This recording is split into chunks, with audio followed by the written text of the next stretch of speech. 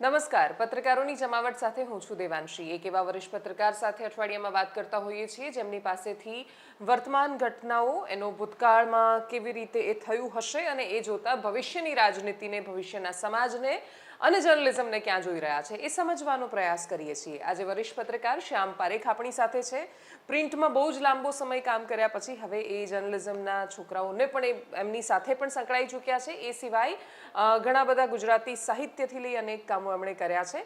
એમની પાસેથી બહુ બધા દ્રષ્ટિકોણ સમજવા છે, પણ શરૂઆત સર અમે પાર્લામેન્ટથી કરીએ છીએ, કેમ કે દેશમાં સંસદ ચર્ચામાં છે. દેશની સંસદ જ્યારે પણ ચર્ચામાં આવે ત્યારે એવું કહેતા હોય છે કે કરોડો ખર્ચ્યા પછી, અમે પણ એવું લખીએ કે કરોડો ખર્ચ્યા પછી પણ આ દેશની સંસદમાં જે અમારા મુદ્દા છે, શહેરીજનનો એ પોલ્યુશનનો સવાલ હોય કે પછી ખેડૂતનો સવાલ હોય, એ બધા જ વિષયો આવતા જ નથી. અને આવે તો એકાદ સાંસદના ઉઠાવેલા પોતાના ક્ષેત્ર પૂરતા મુદ્દામાં સીમિત રહી જાય.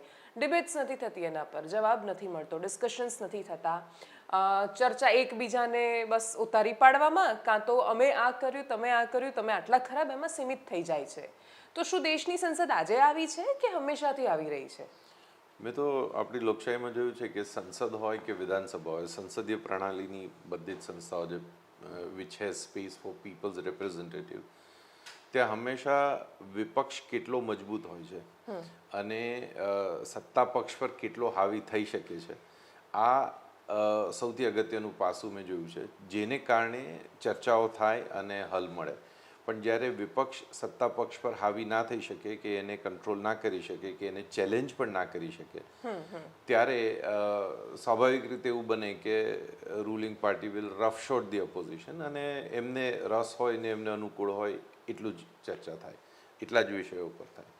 અને આપણે અગાઉ પણ જોયું છે, વર્ષો પહેલાં સંસદમાં ઘણીવાર પોલિટિકલી મોટિવેટેડ ડિસ્કશન તો થતા જ હોય, પણ industry motivated, business motivated, personal vested interest motivated આવા ડિસ્કશન પણ લોકો લાવતા જ હોય છે.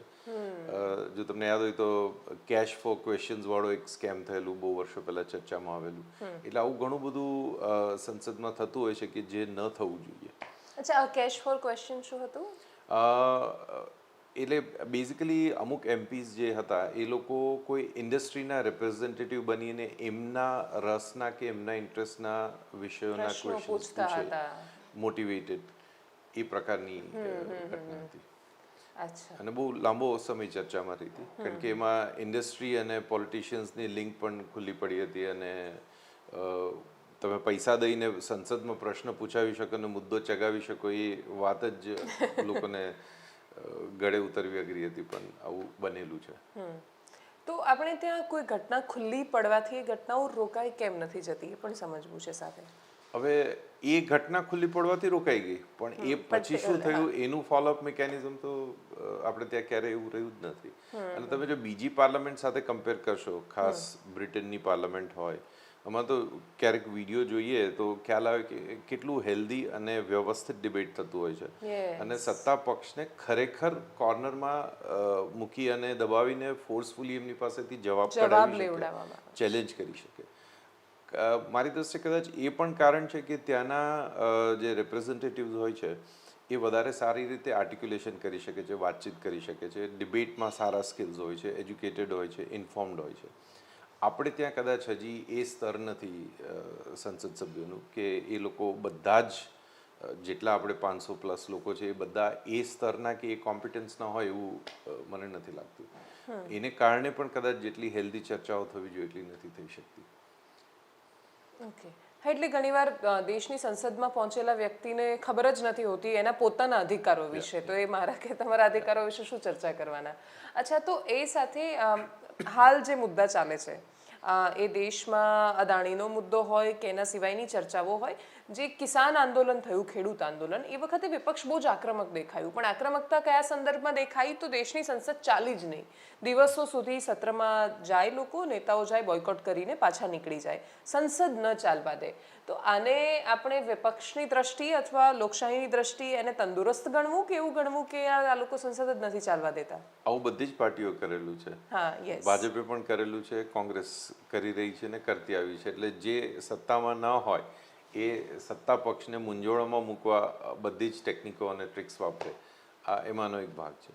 પણ આપણી માટે નાગરિક તરીકે એ ઈચ્છવા યોગ્ય છે કે સંસદ ચાલે, વ્યવસ્થિત ચાલે.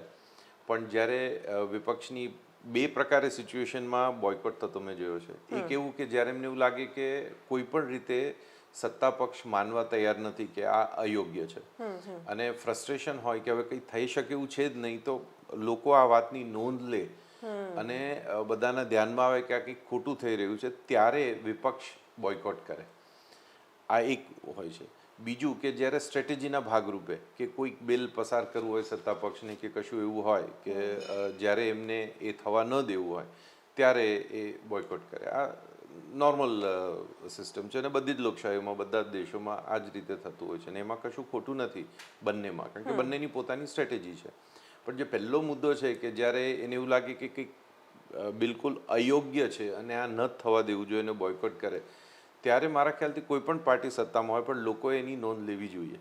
કારણ કે આ there is a dipper problem કે કોઈક એવો મુદ્દો છે કે જે અયોગ્ય છે અને એને માત્ર બોયકોટ તરીકે ના જોવો જોઈએ, પણ બોયકોટનું કારણ શું છે એ ચર્ચાવું જોઈએ, જે મારા ખ્યાલથી આપણે ત્યાં એટલું ચર્ચાતું નથી. આમે તે પોલિટિકલી ડ્રીવન ચર્ચાઓ આપણે ત્યાં જે હોય છે જનરલી ઓપિનિયનેટેડ થઈ જાય છે કે આ સારું કે આ સારું, આ ખરાબ કે આ ખરાબ. ઓબ્જેક્ટિવ નથી. હા, એમાં મારે શું કે મારા કેટલા ટકા નાગરિક તરીકે એ મુદ્દો ક્યારે આવતો નથી.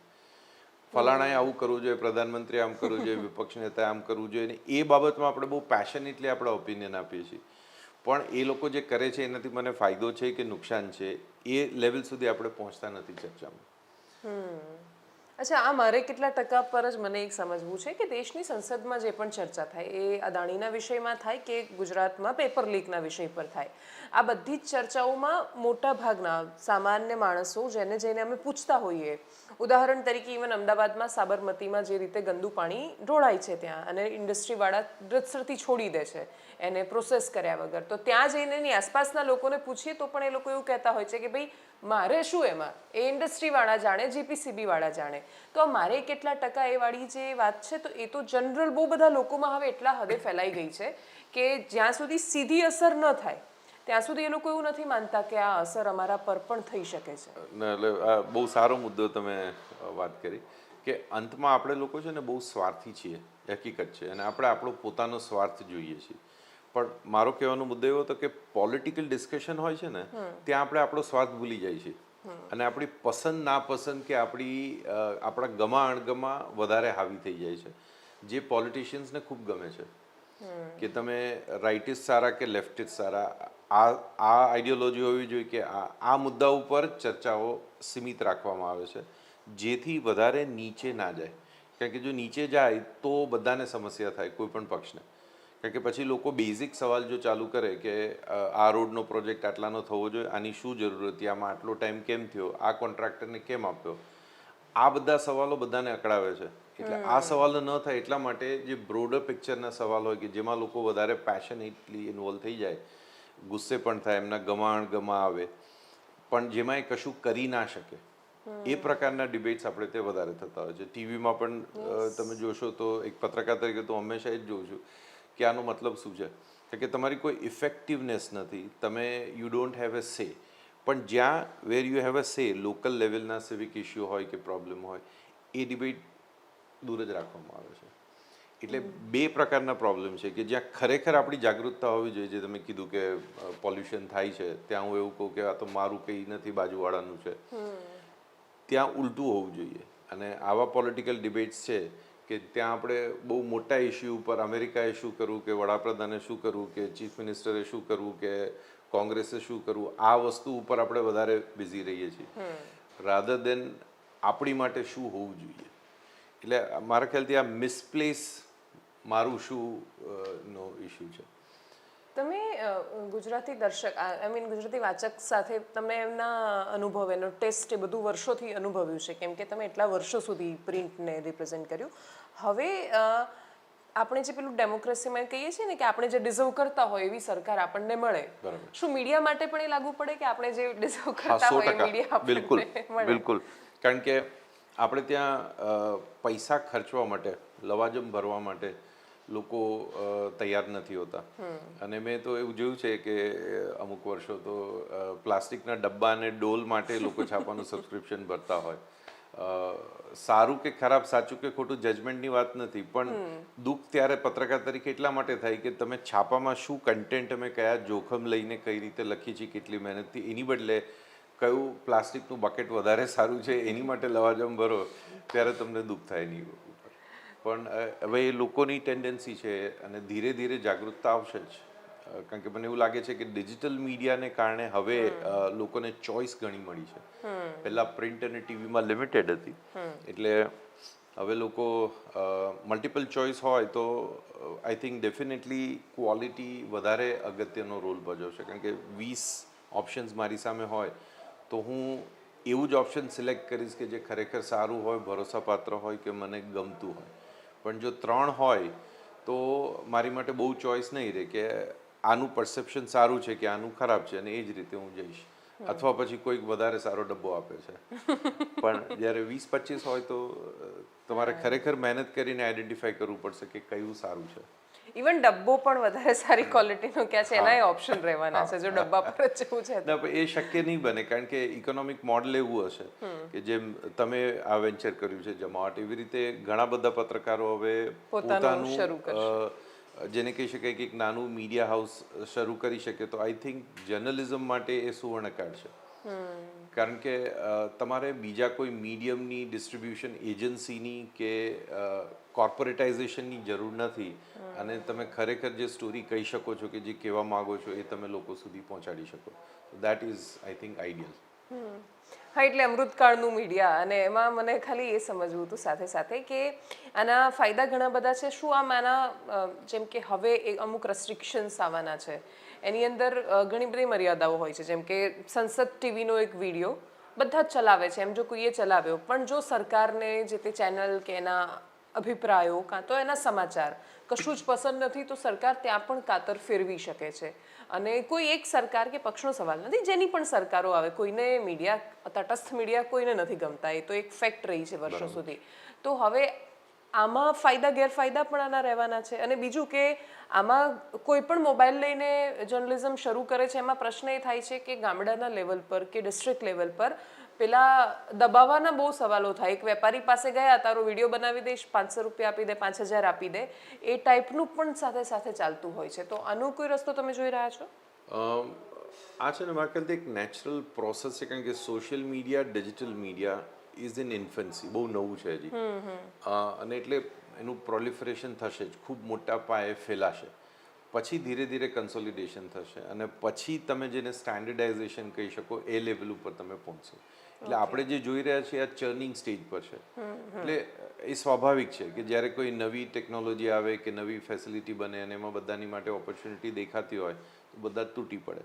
જે રીતે તમે બિઝનેસમાં પણ જોશો, ઇન્ડસ્ટ્રીમાં પણ જોશો કે દાખલા તરીકે કે મોબાઈલનો બિઝનેસ બહુ ચાલતો હોય તો તમે પાનની દુકાન કરતાં દર ખૂણા ઉપર એક મોબાઈલની દુકાન જોશો.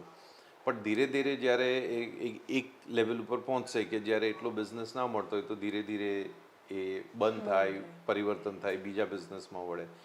એવી જ રીતે ડિજિટલ મીડિયામાં આજે બધાને એવું છે કે કોઈ ટ્રેનિંગ વિના, કોઈ સમજ વિના, કોઈ પત્રકારિત્વના અનુભવ કે આવડત વિના તમે અગર જો એક મોબાઈલ લઈને સારો વિડીયો બનાવી અને અપલોડ કરી દો અને 5000 લાઈક મળી ગઈ અને પૈસા મળી ગયા અને નામ મળી ગયું, તો આ તો બહુ સહેલું છે. એટલે આવું જોઈને ઘણા બધા લોકો કૂદી પડે. અને એમાં તમે જે કહો છો કે લોકો પત્રકાર કમ પ્રોડ્યુસર કમ માર્કેટિંગ આવું બધા જ રોલ કરતા હોય, ત્યારે આવી ઘટનાઓ બને કે એ બ્લેકમેલ પણ કરે, લોકોને દબાવે પણ ખરા, પૈસા પડાવે, ધંધો કરે, આવું બધું જ થાય. પણ આ મારા ખ્યાલથી આ નેચરલ પ્રોસેસ છે, એને થોડો વખત લાગશે જ કન્સોલિડેટ થતા. અને તમે કોવિડ વખતે જોયું હોય તો મેં તો પર્સનલી એક્સપિરિયન્સ કરેલું છે કે લોકો એટલા બધા કોલ કરતા જાણવા માટે ને પૂછવા માટે કે આ ન્યૂઝ અમને વોટ્સએપ પર આવ્યા છે, આ સોશિયલ મીડિયામાં જોયું છે, આ સાચું છે કે નહીં. આ દેટ મીન્સ કે લોકો સવાલ ઉઠાવવા લાગ્યા છે કે આ એક્સેપ્ટેબલ છે કે નહીં. એમને અંતમાં હરીફરીને પ્રિન્ટ જેવી ઇન્સ્ટિટ્યૂટ કે જે 200 વર્ષથી એસ્ટાબ્લિશ છે, તો એમને આવી સિચ્યુએશન જ્યારે હોય ડિસિઝન મેકિંગની, ત્યારે એમને ક્રેડિબલ અને એસ્ટાબ્લિશ્ડ મીડિયા આઉટલેટ ઉપર વધારે ભરોસો હોય છે. પણ ત્યાં સુધી જેને પંચાયત કે ચર્ચાઓ કરે કે ગોસિપની વાતો હોય તો એમાં લોકો ગમે તે સાંભળી કે જોઈ લે. પણ ડિસિઝન મેકિંગનું આવશે ત્યારે મારા ખ્યાલથી એ વસ્તુમાં જેને આપણે આવું ફાસફુસિયા કહીએ એ પ્રકારનું media will not be valued. Election સૌથી મોટા પેલા ડિસિઝન મેકિંગ વાળી ક્ષણ હોય છે કે જેની અંદર માણસો 5 વર્ષ માટે મોટો નિર્ણય લેતા હોય છે દેશની સરકાર કે રાજ્યની સરકાર માટે. તો એવા સમયે કોણ વધારે તમને પ્રભાવી લાગે છે, ન્યૂઝપેપરની હેડલાઇન્સ કે વોટ્સએપ પર આવતા મેસેજ? મારો સાચો અનુભવ જો તમને કહું તો બેમાંથી કશું જ નહીં. લોકો આ છે ને પાર્લે ગ્લુકો બિસ્કિટ જેવું છે કે દે ડોન્ટ ગો ઇનટુ ચેકિંગ કે એમાં કયા ઘઉં વપરાય છે, ક્યાંથી આવે છે, કયા પ્લાન્ટમાં બને છે. પાર્લેનો ટેસ્ટ બરાબર છે તો એ લોકો ખાશે. પણ જ્યારે પાર્લેની સામે બીજી કોઈ બ્રાન્ડ પોતાના બિસ્કિટ કાઢશે અને એનાથી થોડા સસ્તા ભાવે ને એવા જ સ્વાદવાળા હશે તો લોકો એ લઈ લેશે. એટલે એ બ્રાન્ડ લોયલ્ટી ખરી, પણ એટલી હદે નહીં કે બીજું કંઈ ટ્રાય ના કરે. એટલે જે ટ્રાઈડ અને ટેસ્ટેડ હોય ને જે ભરોસાપાત્ર હોય એ લોકો કન્ઝ્યુમ કરવાના. પણ એના ઉપર ડાઉટ કરતા જે સવાલ હોય એ માટે લોકો મીડિયાને કન્સલ્ટ કરે છે અને એની માટે હંમેશા મેઇન સ્ટ્રીમ ક્રેડિબલ મીડિયાને એમાં પણ લોકો વિચારે છે કે આ પેઇડ ન્યૂઝ છે, આ જાહેરાત છે, આ મોટિવેટેડ છે, આ લોકો પોલિટિકલી બાયસ છે કે નહીં, આ બધા જ એંગલ કન્સિડર કરીને પછી લોકો કન્ટેન્ટ કન્ઝ્યુમ કરતા હોય છે. અને એટલા માટે જ કહું છું કે જેમ આપણે ત્યાં કહે છે ને કે આપણી લોકશાહી બહુ ડીપ રૂટેડ છે. એટલું સહેલું નથી કોઈ એક સરકાર આવીને કે ઓવરનાઇટ જતી રહે મૂળમાંથી. હા, અસર કરી શકે. એ જ રીતે લોકોની જે એબિલિટી છે જજમેન્ટ કરવાની કે સમજવાની, એ મેં જોઈ છે કે ગામડામાં હોય કે અભણ લોકો હોય બહુ શાર્પ હોય છે. એટલે એવું અભણ હોય તો બી એવું નથી કે તમે છાપામાં પેઇડ ન્યૂઝ છાપીને તમે ચલાવો ને લોકોના ધ્યાનમાં ના આવે. People are sharp enough to register. તો એનો એક મતલબ એ પણ થયો કે જો મીડિયા હાઉસ એવું સમજતા હોય કે અમે કોઈને બનાવી રહ્યા છીએ કે અમે બધું જ બગાડી રહ્યા છીએ, તો આજના સમયમાં એ હવે એ થિયોરી બહુ પ્રેક્ટિકલ નથી. એ શક્ય નથી. પણ જે તકલીફ છે ને હજી પણ ટ્રાન્ઝિશન ફેઝમાં એ છે કે જે 40-50 પ્લસ એજની જે જનરેશન છે કે જે પ્રિન્ટ અને ટીવી સાથે મોટી થઈ છે, એ બધે જ ડિસિઝન મેકિંગમાં છે. પોલિટિક્સ હોય, બ્યુરોક્રેસી હોય કે ઇન્ડસ્ટ્રી હાઉસીસ હોય, બધા લગભગ 60-70ની એજના લોકો છે. એ લોકો જ પાવરફુલ પોઝિશનમાં છે. મોટા ચેક લખવાથી માંડીને, મોટા કોન્ટ્રાક્ટ ઇસ્યુ કરવાથી માંડીને, મોટા બિઝનેસ હાઉસીસ ચલાવવા કે પાર્લામેન્ટ કે વિધાનસભામાં ઇફેક્ટિવ હોય, એ બધું 60 પ્લસ એજ ગ્રુપ છે જે પ્રિન્ટ અને ટીવી સાથે એસોસિએટેડ છે. That's how Dev grown up. એટલે ડિજિટલને એ લોકો જેને કહી શકાય ક્રેડન્સ નથી આપતા એવું નથી, પણ એમની માટે હજી પણ પ્રિન્ટ અને TV is the final word. Mainly print અને પછી ટીવી. પણ જે યંગર જનરેશન છે that is very comfortable with digital media also. So એમને માટે પ્રિન્ટ અને TV is of worth if they are big digitally. So they know કે એક બહુ મોટી લેગેસી મીડિયા બ્રાન્ડ છે પ્રિન્ટ કે ટીવીની, તો એ જો ડિજિટલી સાઉન્ડ હશે તો એમણે એક્સપિરિયન્સ કરી હશે, કારણ કે પ્રિન્ટ કે ટીવીમાં એમને એટલી કન્ઝ્યુમ ના કરી હોય. સો આ જે જનરેશન છે that will grow with digital, પણ જે પેલી મોટી એજની જનરેશન છે that will always go by, એમની માટે ફાઇનલ વર્ડ એ લેગેસી મીડિયાનો જ રહેવાનો. અને એટલા માટે જે મીડિયા હાઉસીસનો તમે વાત કરી કે જે લોકો એવું કહે છે કે અમે બનાવીને અમે ચલાવીએ, એ એક જમાનામાં હતું. હવે ભવિષ્યમાં 100% નહીં હોય, પણ અત્યારની જે ટ્રાન્ઝિશનરી જનરેશન છે એ છે ત્યાં સુધી તો ઘણા અંશે રહેશે જ. ઓકે. આપણે જે વચ્ચે વાત થઈ કે બહુ બધા જેમ કે 30 ન્યૂઝપેપર આવી જાય અથવા કોમ્પિટિશન આવી જાય તો બહુ બધા દર્શકની પાસે સારી એક ચોઇસ રહેતી હોય છે. શું એવી રીતે રાજનીતિમાં પણ હોય છે? કેમ કે આપણે ત્યાં જેમ કે ગુજરાતમાં વર્ષોથી 2 જ પાર્ટી ચાલે એ પ્રકારનું છે. ઘણા બધા રાજ્યો છે જ્યાં વધારે લોકો લડતા હોય છે. દેશમાં પણ બહુ બધા રહેતા હોય છે, પણ મોટા ભાગે 2 પક્ષોની વચ્ચે લડાઈ રહી છે. તો વધારે ઓપ્શન રાજનીતિમાં સારો ઓપ્શન છે? કન્સોલિડેશન થયા પછી 2 રહી છે. તમે જો 10 વર્ષ, 20 વર્ષ, 30 વર્ષ પહેલાં જોશો તો કેટલી બધી પાર્ટીઓ આવીને ગઈ છે અને એમાંથી ધીરે ધીરે રહેતા 2 છે. અમેરિકાની હિસ્ટ્રી તમે જોશો તો અનગિનત પાર્ટીઝ રહી છે.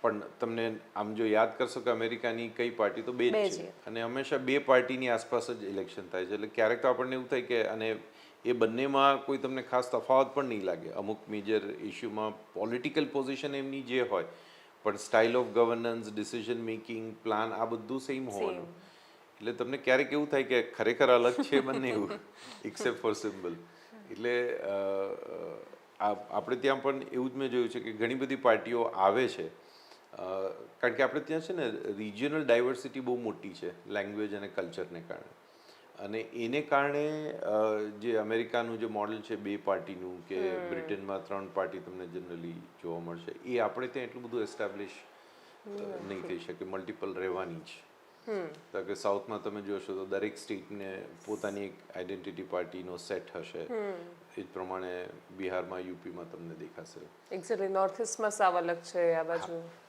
અચ્છા તો આ એક સરસ શેર છે અમે ઘણીવાર કહેતા હોઈએ છીએ જ્યારે બહુ અકળાઈ જઈએ ત્યારે કે દરવાઝોं પર સિર્ફ નામપટ બદલે હૈ અંદર કી પદ્ધતિयां वैसी की वैसी है.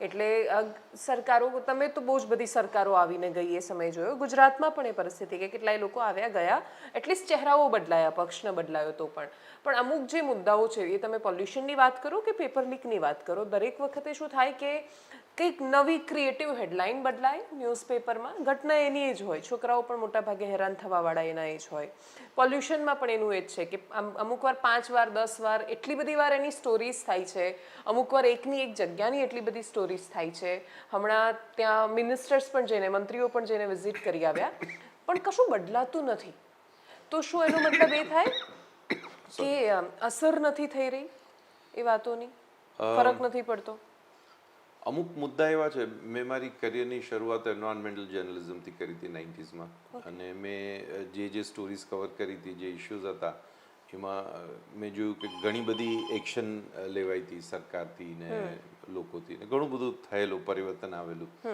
પણ ફરીને બધું ત્યાં જ આવે છે એક જગ્યાએથી હાર્ટી પોલ્યુશનનો ઇશ્યુ હોય ને એની પર તમે લખો કે ડ્રાઈવ કરો તો એ બંધ થાય તો બીજી બાજુમાં જગ્યાએ શરૂ થાય અને એનું કારણ હું એવું સ્પષ્ટપણે માનું છું કે આપણે બધા ભલે વાત ગમે તે કરીએ પણ એન્ડમાં આપણે બધા એક પ્રકારે ગ્રીડી છીએ સર્વાઈવલ માટે કમ્ફર્ટ માટે પહેલાં જે ઇવોલ્યુશનની થિયરી તમે જોશો ડાર્વિનની તો એ ઉત્ક્રાંતિવાદ છે ઇટ વોઝ અબાઉટ સર્વાઈવલ હવે કમ્ફર્ટ માટે છે એટલે મારે ને તમારે ને બધાને ઇલેક્ટ્રિસિટી જોઈએ છે ઇન્ટરનેટ જોઈએ છે બધું જ જોઈએ છે આ બધું ઇન્ડસ્ટ્રીયલાઇઝેશનથી મળે પોસિબલ છે છે અને ક્યાંક તો ઇન્ડસ્ટ્રી જે પોલ્યુશન કરતી હોય એ નાખવી તો પડશે જ અને જ્યાં પણ થશે ત્યાં પ્રોબ્લેમ થવાનો છે સવાલ એ છે કે એક એની માટે એવું કહેવાતું કે એન્ડ ઓફ પાઇપલાઇન સોલ્યુશન ના હોવા જોઈએ મેન્યુફેક્ચરિંગ વખતે જ પોલ્યુશન ન થાય એ પ્રકારની ઇન્ડસ્ટ્રીઝ અને ટેકનોલોજી હોવી જોઈએ અને આ બહુ જૂની કોન્સેપ્ટ છે ને એની પર બહુ ચર્ચાઓ થઈ પણ અગેન આ બધા કોસ્ટલી સોલ્યુશન્સ હતા એની અવેરનેસ એટલી નહોતી અને આપણી ટેકનોલોજીકલ એબિલિટી લિમિટેડ હતી બીજું આની પાછળનું જો મુખ્ય કારણ હું જોતો હોય ને તમને બીજા દેશમાં બીજા સમાજમાં આ ઇશ્યુ એટલા નહીં મળે જેટલા આપણે ત્યાં છે અને એનું કારણ એ છે કે આપણે ત્યાં પ્લાનિંગ નથી એટલે ઇન્ડસ્ટ્રી ક્યાં કરવી એ વિશે મને યાદ નથી કે ગુજરાત બન્યું ત્યારથી અત્યાર સુધી ક્યારેય ચર્ચા લોકો સાથે કરી હોય કે સરકારે જાહેરમાં ડિસ્કશન કર્યું હોય એઝ એ પ્લાન કે અમારી ઈચ્છા આ એરિયામાં કરવાની છે તમારું શું ઓપિનિયન છે કે તમારો કોઈ સે છે કે નહીં એવું ક્યારેય તમને જોવા નહીં મળે અને એટલા માટે તમને હંમેશા વિયર્ડ લાગે એવું જ બધું થશે કે જે સાઉથ ગુજરાતનો સારામાં સારો ફર્ટાઇલ એરિયા કહેવાય ઇન્ડિયાના એવી જગ્યામાં સૌથી વધારે પોલ્યુટિંગ ઇન્ડસ્ટ્રી કરી છે જે બંજર જમીન કહી શકો કે જે ઉપજાઉ નથી જ્યાં હ્યુમન પોપ્યુલેશન પણ ના હોય ને જ્યાં તમે કદાચ પોલ્યુશન એવું નથી કહેવાનો મતલબ કે ત્યાં કરી શકો પોલ્યુશન પણ એ પોલ્યુટ થયું હોત તો બી એટલી તકલીફ ના પડે ઇકોસિસ્ટમને ત્યાં તમે બિલકુલ ડેવલપમેન્ટ નથી કર્યું એટલે આ પ્રકારનું પ્લાનિંગ ક્યારે આપણે ત્યાં નથી થયું અને જે બાબતમાં આપણને વારંવાર જેમ વધારે ઓબ્ઝર્વ કરીએ ત્યારે ખ્યાલ આવે કે આપણે મેથોડિકલ નથી બહુ કન્વિનિયન્સ પ્રમાણે કામ કરતા હોઈએ છીએ કે અત્યારે આ જગ્યાના લોકો બહુ ડિમાન્ડ કરે છે કે ફલાણા મિનિસ્ટર એક જગ્યાએથી આવે છે તો ત્યાંની જમીનનો ભાવ વધારી દઈએ એટલે શરૂઆતના વર્ષોમાં જર્નલિઝમમાં અમારે ત્યાં હંમેશા બજેટ હોય ને રેલવેનું ત્યારે ચર્ચા થતી હોય નક્કી જ હોય કે આ વખતે રેલવે મિનિસ્ટર કયા સ્ટેટના છે એટલે બિહારના છે તો ખ્યાલ જ હોય કે તમને 70% ટ્રેન જે નવી અનાઉન્સ થશે એ બિહારની બિહારની જોવાની. થશે. એટલે આવી જ રીતે હતું. અને એમાં ક્યારેક તો મજાકમાં એવું કહેવાતું કે હવે બિહાર યુપીમાં બધી નવી ટ્રેનો કરવીથી થઈ ગઈ તો હવે કોઈ રેલવે મિનિસ્ટર તમે બીજા લાવો કે જે બીજા બીજા સ્ટેટને લાભ સ્ટેટને મળે. પણ ફાયદો મળે. એટલે unfortunately this is the harsh truth. હા, પ્લાનિંગનો બહુ તો મોટી ચેલેન્જ છે. ઓકે, છેલ્લે જીએલએફની વાત કરવી છે. શું ગુજરાતી ઓડિયન્સ ગુજરાતી સાહિત્યને સ્વીકારે છે કે પછી એવી ભ્રમણાઓ છે કે યુથ તો વાંચતું જ નથી? જો યુથ તો વાંચતું નથી એ 100% ખોટી વાત છે.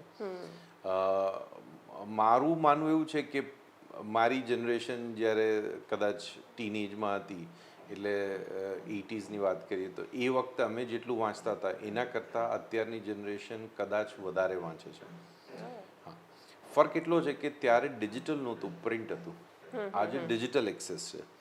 બીજું, ત્યારે વાંચવામાં વેરાયટી નહોતી, માત્ર નોવેલ્સ હતી કે 2-4 મેગઝીન હતા કે કોઈ છાપું હતું. This was it. એટલે બધું ફોકસ બુક્સ ઉપર હતું. એટલે લોકો નોવેલ્સ વાંચે એન્ટરટેનમેન્ટ માટે, કારણ કે સાહિત્ય પ્રેમથી વાંચતા એ એવું નહીં કહું. અચ્છા, એ એન્ટરટેનમેન્ટનું મીડિયમ હતું, કારણ કે ટીવી વિડીયો એ એક્સેસ નહોતી. લિમિટેડ હતું એકદમ. Very true. હતું જ નહીં. લાઈક 80sમાં વી અચ્છા, નો ટીવી ચેનલ. એટલે દૂરદર્શને શરૂ થયું હતું ને બીજું બધું પણ એ બોમ્બેમાં અને બહુ જ લિમિટેડ. તમે માસ 90% લોકો માટે નહોતું એવું કહી શકો. તો એ પછી બધું મિડ 80s પછી ટ્રાન્ઝિશન શરૂ થયું. પણ ત્યાં સુધી તો લોકો માટે એન્ટરટેનમેન્ટ એટલે મેક્સિમમ લાઈવ એન્ટરટેનમેન્ટ એટલે નાટક જોવા જવું કે કોઈ મ્યુઝિકલ પરફોર્મન્સ હોય કે ડાન્સ હોય, વિચ વોઝ લિમિટેડ. એટલે બુક વાંચવી કે મેગેઝિન વાંચવા કે મેગેઝિનની અંદર ધારાવાહિક નવલકથા વાંચવી, this was the main form of entertainment. હવે આજે ઘરમાં 3 જણા હોય તો દરેક પાસે પોતાની સ્ક્રીન છે, પોતાની ડિવાઇસ છે, એટલે એની ઉપર લોકો પોતાની પસંદનું એન્ટરટેનમેન્ટ પોતાના ટાઈમે જોઈ શકે. એના માટે બુક બીકમ સેકન્ડરી. પણ તમે ઓવરઓલ વર્કિંગ અવર્સ જોશો તો પેઢી દર પેઢી ઘટતા રહ્યા છે. એટલે પહેલાં લોકો, હા, આઝાદી પહેલાં તમે જોશો તો કેટલા કલાક લોકો કામ કરતા. પછી ધીરે ધીરે જેમ આપણું કમ્ફર્ટ લેવલ વધતું ગયું છે એમ ઘટતું ગયું છે. અને પોસ્ટ કોવિડ તો હવે આપણે બહુ ક્વોન્ટિટી અવર્સ વાઇઝ જોઈએ તો બહુ લિમિટેડ છે, કારણ કે સ્ક્રીન બધે જ હોય છે. એટલે તમે બધેથી કામ કરો છો અને બધેથી એન્ટરટેઇન પણ થઈ શકો છો. ઓફિસમાં બેસીને તમે સારા વિડીયો વચ્ચે જોઈ લો કે સારું મ્યુઝિક સાંભળી લો, વચ્ચે કંઈ લખી લો અને કામ પણ કરી લો. સો નાવ એ જે સેક્રોસેન્ક ટાઈમ હતો એ બદલાઈ રહ્યો છે. એટલે મારું ઓબ્ઝર્વેશન એવું રહ્યું છે કે બુક સેલ્સ તમે જોશો, બુકનું વાંચન ને ડિસ્કશન જુઓ તો ડેફિનેટલી વધુ ને વધુ લોકો હવે ઇન્વોલ્વ વાંચે થઈ છે. રહ્યા છે. ડેફિનેટલી. ખાલી મોડ બદલાણો છે. નોવેલ્સ ઉપાડીને વાંચવાની બદલે હવે લોકો બીજી રીતે કન્ઝ્યુમ કરે છે. તો જીએલએફનો તમારો ઓલ ઓવર અનુભવ શું રહ્યો, પર્ટિક્યુલરલી યંગ જનરેશન માટે?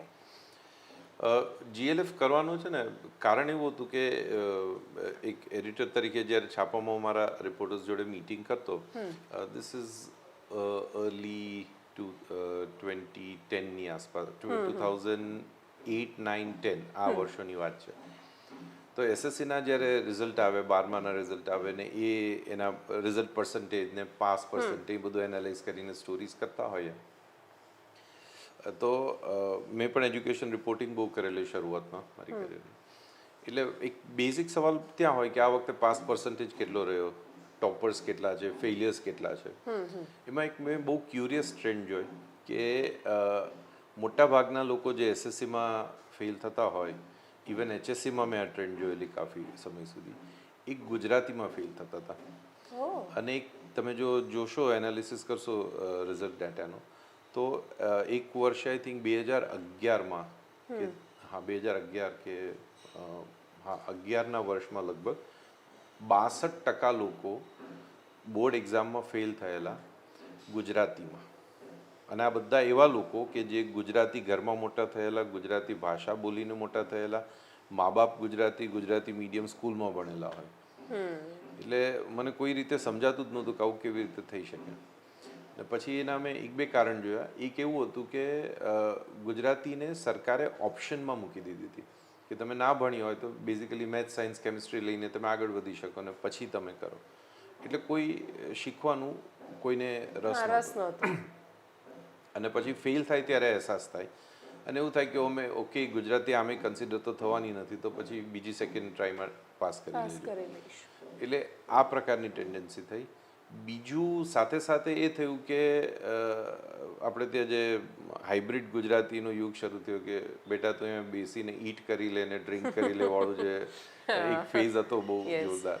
તો એને કારણે લોકોને એવું થતું કે ગુજરાતીમાં બોલવું, લખવું, વાંચવું એ ડાઉન માર્કેટ વસ્તુ છે, એટલે લોકો એટલું સ્વીકારવા તૈયાર નહોતા.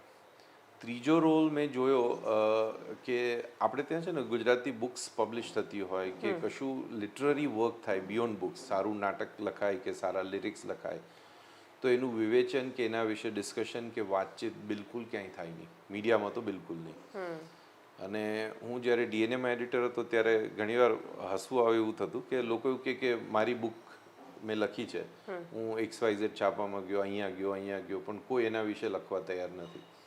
તો અમે અંગ્રેજી છાપવું હતું છતાં પણ અમે ગુજરાતી બુક વિશે લખતા. ત્યારે મને હંમેશા એવું થતું કે આ કંઈક તો ખોટું છે. ગુજરાતમાં ગુજરાતી ભાષાના પુસ્તક વિશે, લિટરેચર વિશે ગુજરાતી પબ્લિકેશન ના લખે અને અમે બે ફકરા લખી શકીએ, નાની સ્ટોરી ક્યારેક લખી શકીએ, એનાથી વધારે તો સ્કોપ નહોતો. એટલું બી આવતું તો અમારે ત્યાં આવતું. તો એવું થતું કે આ ન હોવું જોઈએ. અને બહુ મથામણ કરી પછી બીજા બધા લિટરેચર ફેસ્ટિવલમાં હું જતો, લિટરેચરનો સ્ટુડન્ટ હતો અને શોખ હતો અટેન્ડ કરવું જોઉં. તો મને એવું લાગ્યું કે આપણે ત્યાં જે લિટરરી ડિસ્કશન્સ છે એ ક્યારેય થતા નથી ક્યાંય, કોઈ પબ્લિક ફોરમ છે નહીં. અને ઓવરઓલ ચર્ચાનું જે કલ્ચર હોવું જોઈએ આટલી વાઇબ્રન્ટ ડેમોક્રેસીમાં એ રહ્યું જ નથી. અને એટલે પછી ઘણા મિત્રો સાથે વાતચીત કરતા જતા હોય તો એક વખત બધા એવું કીધું કે તું દર વખતે આ કે કરે છે એના કરતાં આપણે એક લિટરેચર ફેસ્ટિવલ જ કરીએ અહીંયા ગુજરાતીમાં જ કરી. અને એટલે એવી રીતે અમે વિચાર્યું કે ના, લેટ્સ ડુ ઇટ. એક તો ફોરમ ડિસ્કશન જેવું હોવું જોઈએ. અને અમે એવું નક્કી કર્યું કે આમાં આપણે કંઈ નહીં તો લીમડાના ઝાડ નીચે બેસીને ચર્ચા કરશું, પણ એકવાર ભેગા થઈ બધાને. અને પછી તો લોકોનો સપોર્ટ મળતો ગયો, પ્રેમ મળતો ગયો, ઇન્વોલ્વમેન્ટ મળતો ગયો અને ઇટ ગ્રુ. અને પછી એક પોઈન્ટ એવો આવ્યો કે આઈ હેડ ટુ ડિસાઇડ કે હવે જો આ ચાલુ રાખવું હોય અને આગળ વધારવું હોય તો I have to gate involve full time with more effort. કારણ કે આમ વર્ષમાં એક વખત કરતા હોય ફેસ્ટિવલ, પણ એનું કામ ખૂબ હોય છે આખા વર્ષમાં. અને એ રીતે આગળ વધતો ગયો.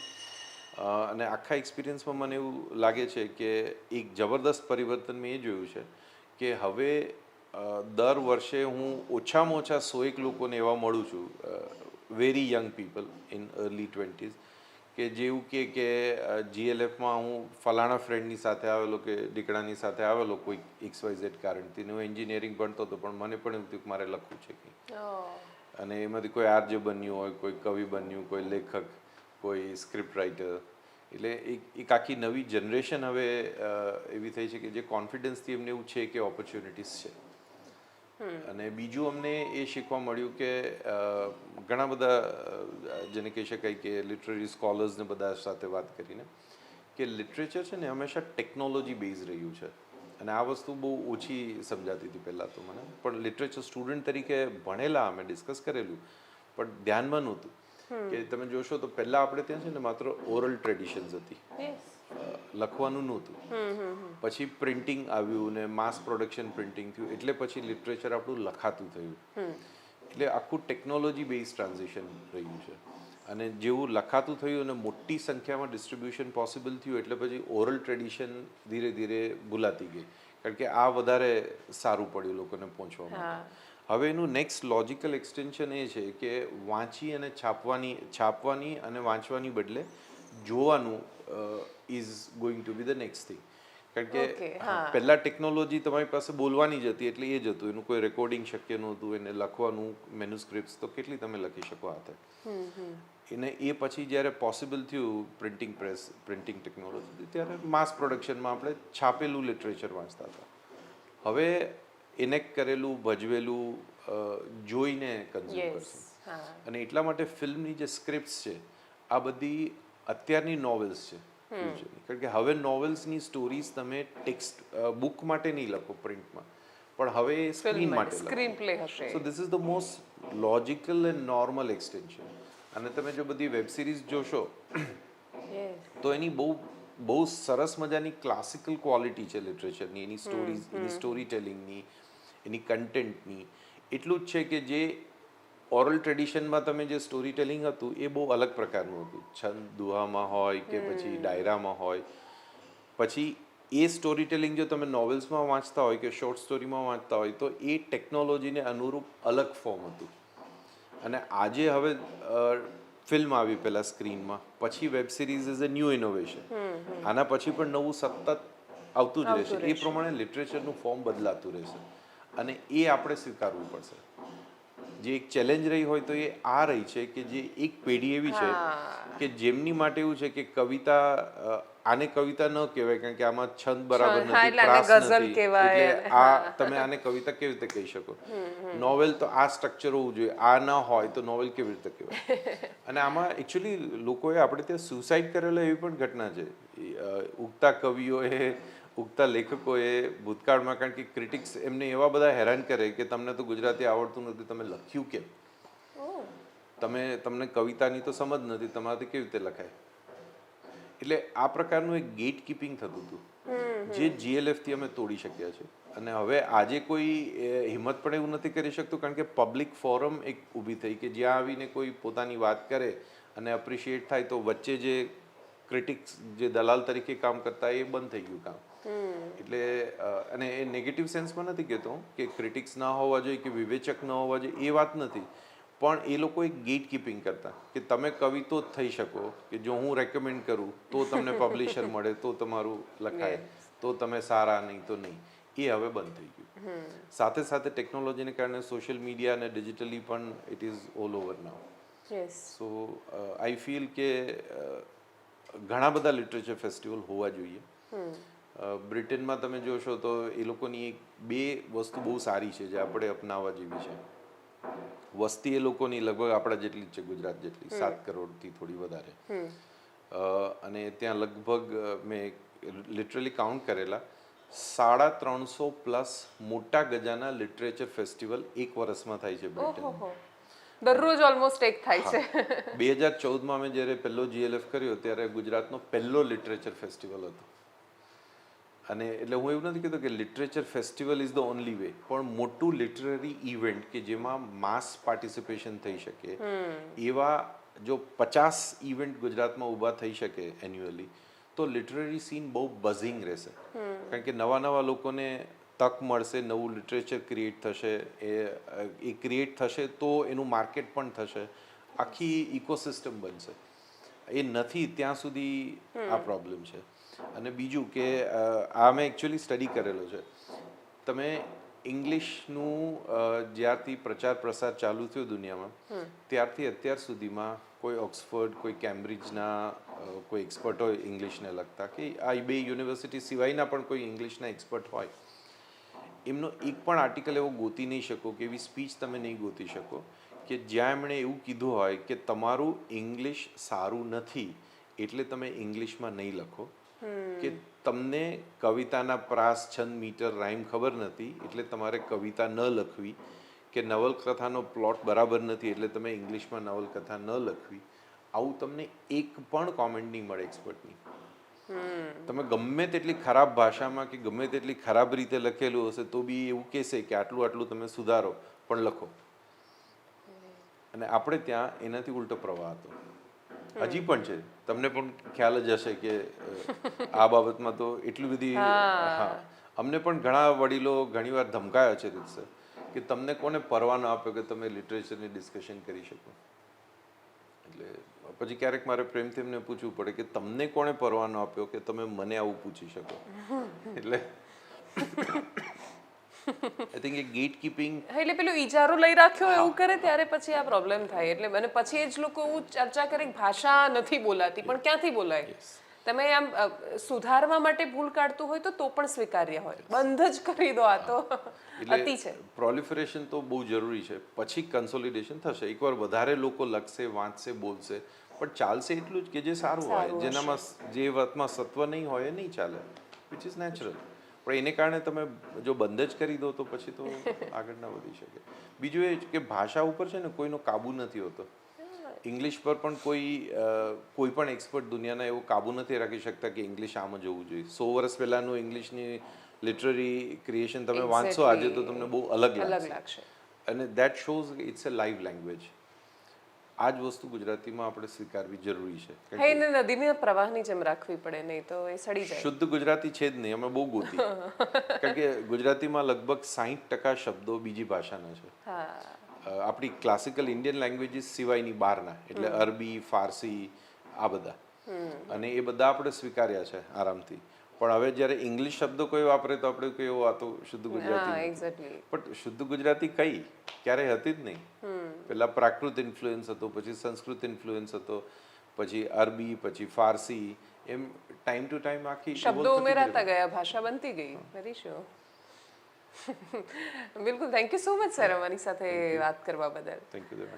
પત્રકારોની જમાવટમાં અત્યારે બસ આટલું જ. આવતા અઠવાડિયે ફરીથી મળીશું નવા વરિષ્ઠ પત્રકાર સાથે. નમસ્કાર.